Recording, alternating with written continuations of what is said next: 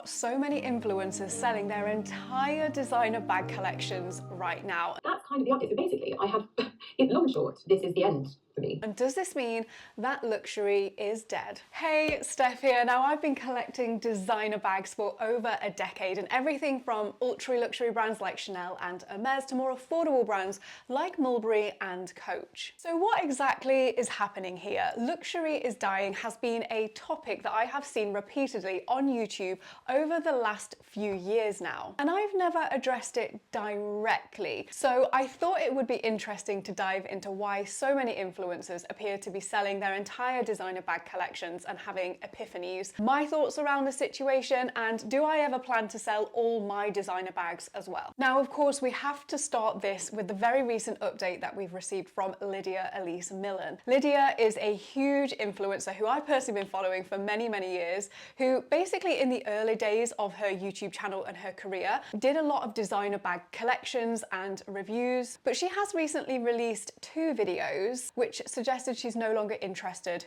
in luxury designer bags. Now, the first video that she released a few months ago, I can't find it anymore, so I don't know if she's taken it down, but it talked about how she had a relatively big collection of bags, I think maybe around 30, and she wanted to get that down to around 12 bags. And that would mostly consist of brands like Hermes, super high quality pieces, and really neutral color palettes so that she could wear them with lots of different outfits. So she basically wanted a lot less, more minimal designer bag collection, but she wasn't going to get rid of everything. But then we have had another update from her, and the video is titled "Selling My Hermes Bags: The End of an Era." She talks about some of her reasons behind wanting to do this. So the 2 main reasons that I got from this video was security and lifestyle. So Lydia goes on to talk about how she personally finds security an issue, which is a very valid point. There's lots of people talking about security right now when it comes to luxury goods, especially with Hermes. And it's kind of felt like maybe a decade ago, only Hermes lovers would really know what a Birkin or a Kelly was. They have no major logo on, they're very quite luxury. But thanks to social media, I think a lot more people now have an awareness of what an Hermes bag is, what to look for, and most importantly, they now know what they're worth as well. And with them being such high value, you can be making yourself a target for thieves. Now, Lydia goes on to mention that when she's in London, for example, she will turn her Hermes bags around. She's very self-conscious of making herself a target. And she also talks about why would she put herself in that position. She doesn't need to. The next point she talks about is lifestyle. This is a big one. Acknowledging your lifestyle before buying something is probably something that I actually need to improve on as well. I have purchased, for example, some really nice clothes, especially dresses, heels, and honestly, my lifestyle probably doesn't suit the amount that I've bought because I don't really go out that much to like galas and these types of events every now and then, but not that often really. And I've heard a few people talk about this. It's kind of like buying for your fantasy life, but not really taking into consideration your actual lifestyle. Now, I'd probably assume that Lydia definitely has more of an aligned lifestyle to be able to wear an Hermes bag, you know, that whole equestrian feel. She now has a horse, for example, and I'm sure she gets invited to lots of brilliant events from brands, but she does talk about the fact she has a lot of pets, animals, she's around nature quite a lot, and actually in a Hermes bag, maybe she doesn't get as much wear out of them as she'd like. She only really wears them when she goes to London, and even then, she feels conscious wearing them. But she has decided to sell them all, apparently. That is quite drastic considering that she has been acquiring them for, I want to say like a couple of years now, and it's been a brand that she's been really interested in. So I was looking at some of the comments about this in general, and there's some speculation that maybe on the down low, Lydia will keep some of her Hermes bags and not put them on social media, but use them in her own time, maybe in a personal collection or as collector's pieces. But the most obvious factor, as soon as I watched this video that I picked up, is that she's collaborating with a brand and bringing out her own range of bags with them. Now, from a business perspective, Hermes, Chanel, Louis Vuitton, all the big luxury brands, they don't offer any type of affiliate commission. Most of them actually quite dislike influencers and content creators unless they only ever praise the brand because they like to control their brand image, what is being said about them. Lydia will be being paid to be the face of this new range of bags, as well as likely earning a percentage of the sales off the back of them. So it makes sense from a business point of view as a content creator. Why would she ever want to promote a luxury brand if she has her own collaboration that she could earn a lot more money from? As soon as I saw this, I knew this was a business move, and in all honesty, I think it's a good business move for her, and she's kind of made sense with her lifestyle as well. I do think she might actually keep some of her Hermes bags, but I guess we'll never know. The next content creator or influencer, quite a controversial one actually, is Anna Bey. She's all about sophistication and how to come across, but she recently released a video titled "Why a Smaller Bag Collection is the Ultimate Luxury." She goes on in this video to talk about how we are fed images all the time of big designer bag collections. She uses the images of the Kardashians, Cardi B, and she goes on to say that maybe people rely too much on material goods to give you confidence. She then shares some key bag styles to invest in that cover most occasions for people living real lives. She said that she has around 20 bags in her collection, but she only uses around 10. Now, I don't believe she specifically said that she's actually going to sell the other 10 bags or any of her bags, but she did mention she is going to have a clear out in general. And this leans into the lifestyle conversation again, where she feels like her lifestyle going forward might not suit these super high-end luxury goods, and to question whether they're right for you. Slightly more controversial, we've had Niki Sky. So I believe this video went out around a year ago,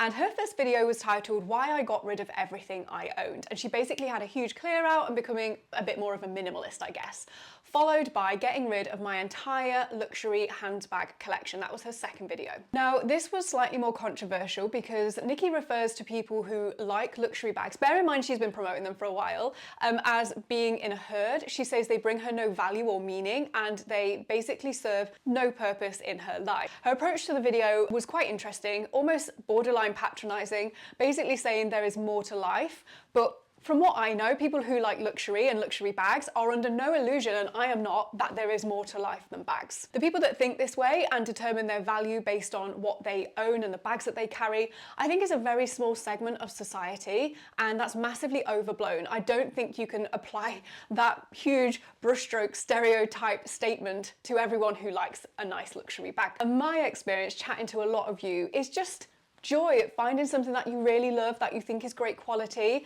and enjoying your nice new piece that you've potentially worked really hard for. So let's dive in a little more. The three main themes that we have seen running throughout all these videos as to why a lot of content creators, influencers, and people are selling their designer bag collections or suggesting that they may cut them down. The first one is kind of overconsumption and overwhelm. And I hear this actually from a lot of people. Has anyone seen the film Matilda? It's probably one of my favourite films of all time. And the scene where Bruce Bogtrotter, once he has some chocolate cake, and then he's caught out that he's had some cake, and then he's made to eat this entire gigantic chocolate cake. Kind of reminds me of that. You have a bit of chocolate cake and that's nice, but you can definitely overindulge and then it becomes very much a punishment as opposed to something you want to do. This paired with years of consuming luxury goods, I believe in general as you get older, you get to know your own style more, tap into your lifestyle more, you learn and experience what true quality is, and there's a very clear dividing line becoming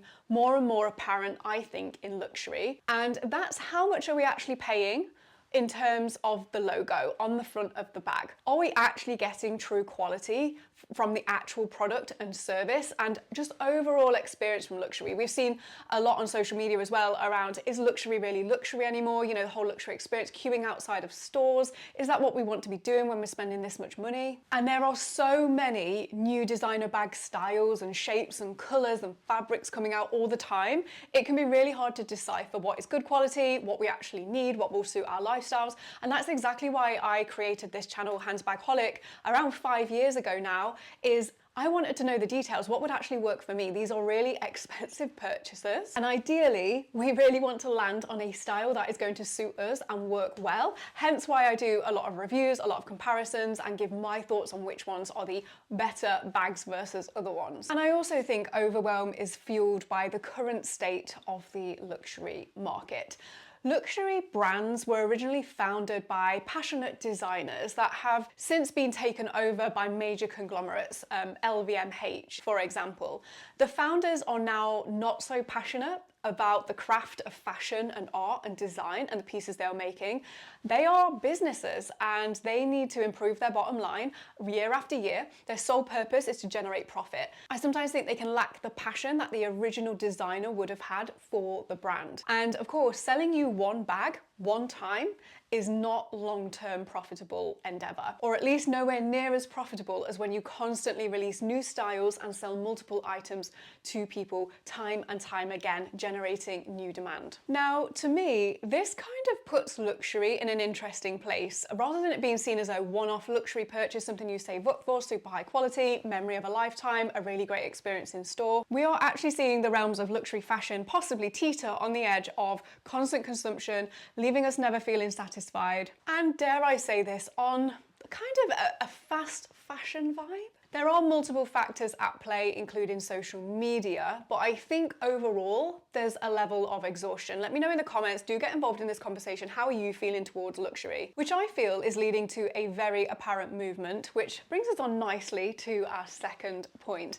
and that is questioning quality and the value of designer items. Two biggies to unpack here: quality. What are we paying for? The melting pot of huge price increases from these luxury brands, teamed with news articles of huge margins being made and even workers potentially not being paid correctly or having good working conditions, and they're producing these high-end luxury design items, I think it's making a lot of people think twice about what they're actually paying for. Now, of course, we've got current economic times. Many may have less disposable income. Inflation is quite high right now. There are a lot of people who are starting to question and challenge, is it worth the price tag? And this is something I think we all need to think about and be vigilant about. I recently had a chat with Tanner Leatherstein, who goes into detail on the brands that he thinks are better quality than other ones. I will link that down below if you're interested. The next part of this is the value that these items actually bring to us and our life as individuals.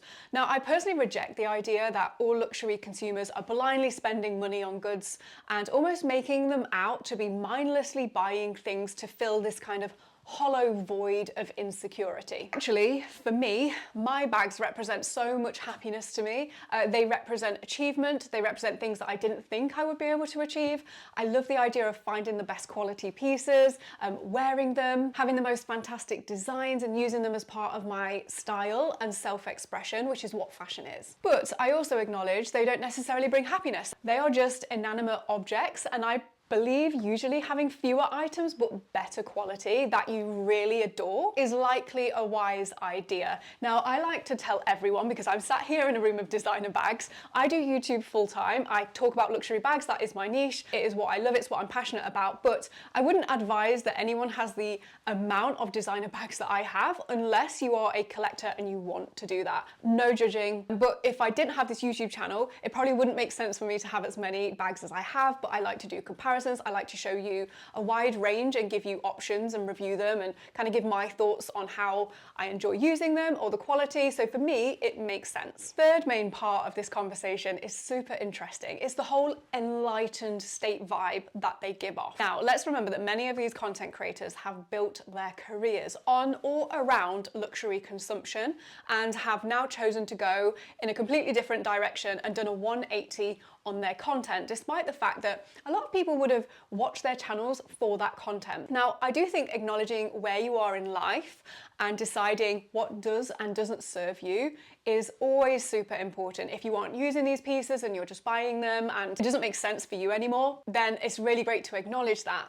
But I think we all find joy and happiness in different things, in places, experiences, and it will inevitably evolve and change over time. I think that mostly what is happening here, for their own personal reasons, these influencers are finding more joy in other things, and their luxury items are no longer serving them in the way that they did before. In fact, some of them are hinting towards luxury items becoming a burden. So Lydia was talking quite a lot about the fact, you know, certain people will know where she lives and it then becomes an issue. She has to put some of her bags into vaults, for example. And she's kind of just done with that whole thing. So that makes sense. And this leads me to the topic that a lot of YouTubers have talked about. Is luxury dead? My personal opinion, absolutely not. I don't think it was ever dead. I don't think it will ever die. And in fact, I'm going to go as far as to say, what a sad world we would live in without a little bit of luxury, without the option of buying a luxury item. I believe luxury, whilst not perfect, there are lots of downsides and lots of things we need to consider, but it can represent things like hope, prosperity, growth, achievement. How are you feeling towards luxury right now? Now, make sure you don't go anywhere, because coming up next, the best and worst designer bags that you can buy this year and why. Enjoy.